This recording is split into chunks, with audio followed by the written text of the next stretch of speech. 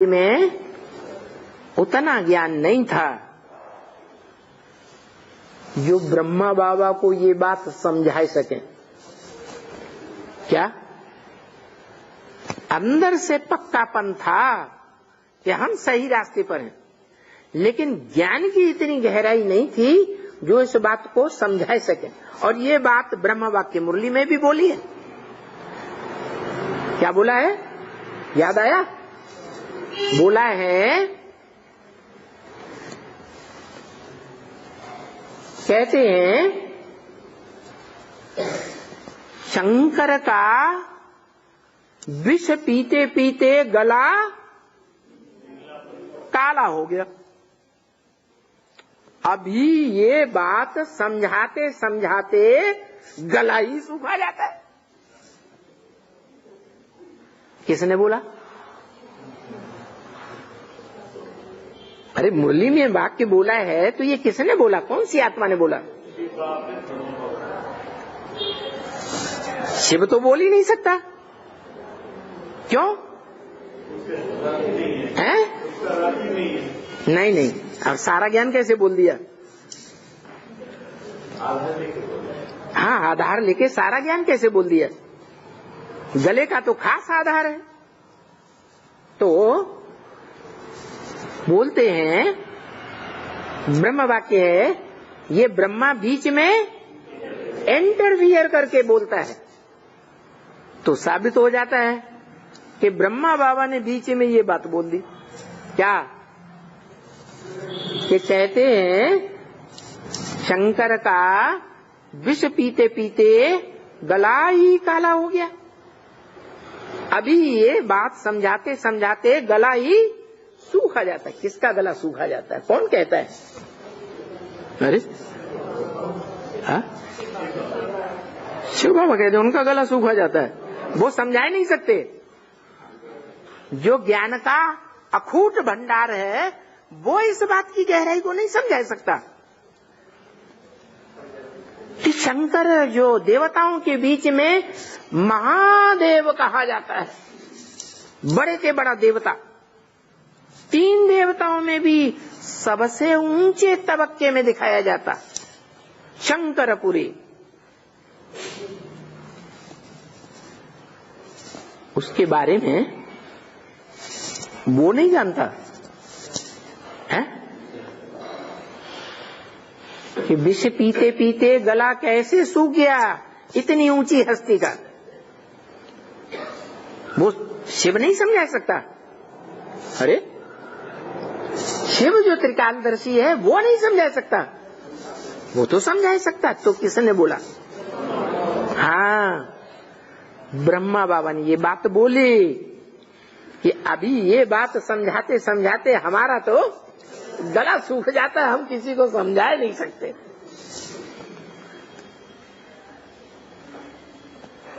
तो देखो गहरी बात है ना, है? इसमें गुह्य राज है या नहीं है? गीता में ही लिखा है, गुह्यात गुह्यतरम ज्ञानम, गुह्य से गुह्य राज समझाता हूं। ये राज की बातें बच्चा बुद्धि समझेंगे, है? बच्चा बुद्धियों की समझ में थोड़ा ही आएगा। जो सालिम बुद्धि होंगे उनकी ही समझ में आएगा। क्या? और जो धर्मों की आत्माएं हैं, जो धर्म बाद में आने वाले धर्म पिताएं हैं, वो धर्म पिताएं और उनके फॉलोअर्स इस गुह्य बात को न समझ सकते हैं, न दुनिया वालों को समझा सकते हैं। वो समझा ही नहीं सकते। अरे उनकी तो बात ही छोड़ो। जो भी भारतवासी विधर्मियों में, विदेशियों में द्वापर से कन्वर्ट होते रहे, चाहे वो उद्धार मूर्त बीज रूप आत्माएं हो और चाहे वो आधार मूर्त जड़ स्वरूप जिन जड़ों का आधार लेकर वृक्ष खड़ा रहता है वो जड़ स्वरूप आधार मूर्तात्माएं हो। ब्राह्मणों की दुनिया में ही है दोनों प्रकार की आत्माएं। तो वो दोनों प्रकार की मनुष्य आत्माएं, उनमें अव्वल नंबर का कोई धर्म का ग्रुप है या नहीं? सूर्यवंश है। लेकिन सूर्यवंशियों में भी सब राज को समझने वाले हैं। अरे सूर्यवंशी हैं और राज को समझने वाले नहीं हैं? नंबर वन समझते हैं। 108 समझते हैं, बाकी 16,000 राजवंशी है। अरे एक बात बताओ ना, जो समझते हैं वो दूसरों को समझाए भी सकते हैं, जो समझते नहीं वो दूसरों को समझाए भी नहीं सकते। तो जो भी सूर्यवंशी हैं वो सब समझते हैं इस बात को। ये पूरा समझता, बाकी नंबर वन। अरे 108 समझता है। दूसरा कहेगा अरे 8 समझते हैं। तीसरा कहेगा अरे ब्रह्मा की 1000 भुजाएं समझते हैं। ऐसे समझने वाले जो खुद भी समझें और फिर दूसरों को समझा सके तो कहेंगे समझदार। अगर खुद समझ लेते हैं और दूसरों को समझा ही नहीं सकते तो उनको क्या कहेंगे? हैं? गूंगे कहेंगे या बोलते कहेंगे? वो तो गूंगे हो गए। गूंगे का गुड़ हो गया। गूंगा गुड़ खा ले और कोई पूछे ये गुड़ जो बात बता रहे हो, हम तो विदेशी आत्माएं हैं, हम तो चीनी खाने वाले हैं, हम तो जानते ही नहीं गुड़ क्या। अरे गुड़ कैसा होता है? अब गूंगा क्या बताए कैसा होता है? तो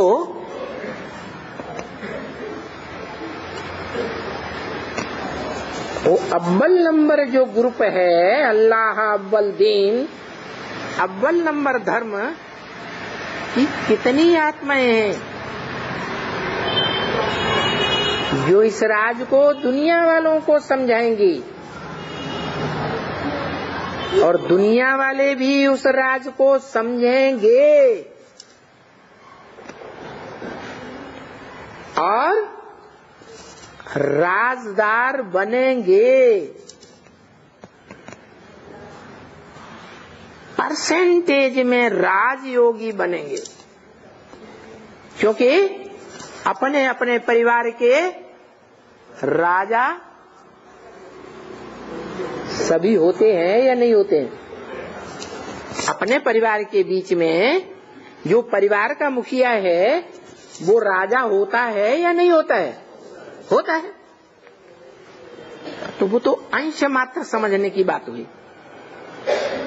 बाकी ऐसे कितने हैं जो खुद भी पूरा समझें और दूसरों को भी समझाएं,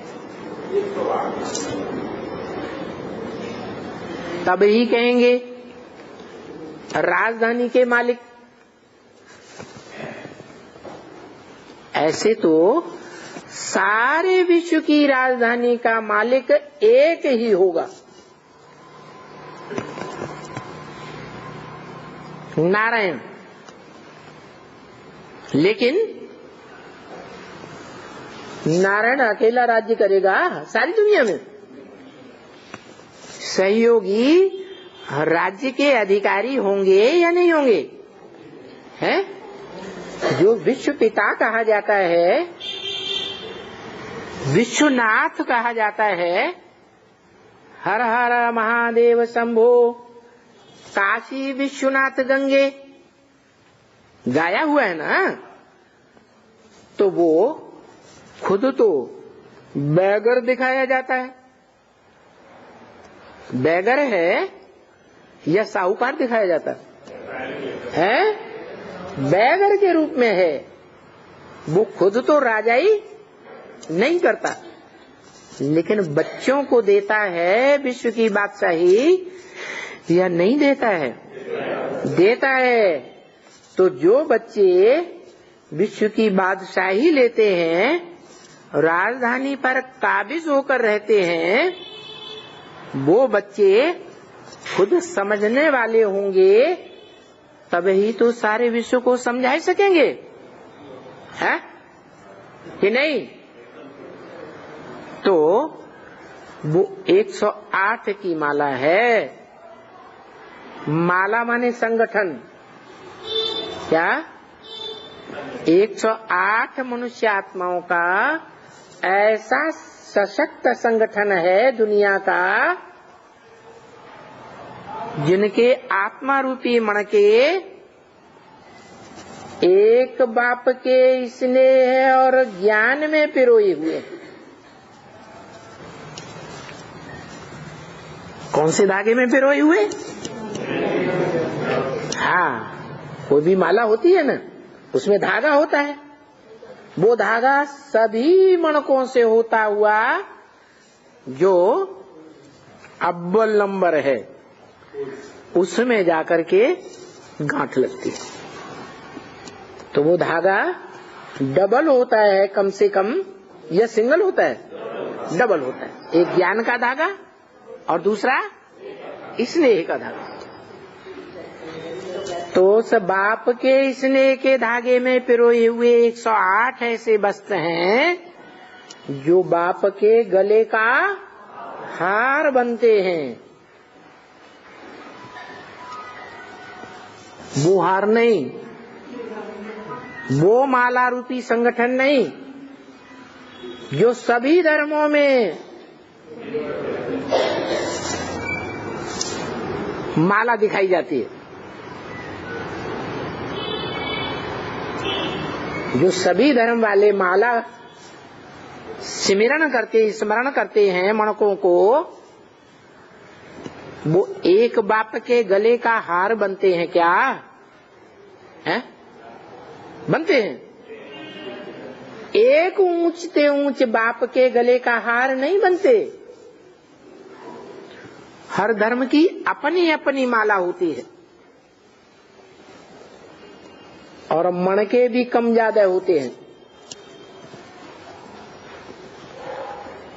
ये 108 की माला है। 108 ऐसे ब्रह्मा वत्स निकलते हैं जो इस राज को अच्छी तरह से समझते हैं और दूसरों को समझा सकते हैं। बाकी जो सेकंड क्लास माला है, नंबर 2 की माला, वो है 16,108। क्या? उस माला के लिए बताया कि 16,000 की माला रूपी संगठन में जाने से तो अच्छा है साहूकार बन जाओ, और जन्म जन्मांतर के साहूकार बन सकते हो। क्योंकि 16,000 जो सरेंडर्ड होते हैं ईश्वरीय सेवा के लिए, अपना तन मन धन समाज के सामने अर्पण कर देते हैं, उनमें बहुत से तो ऐसे हैं जो आज समर्पण होते हैं और कल भाग जाते हैं।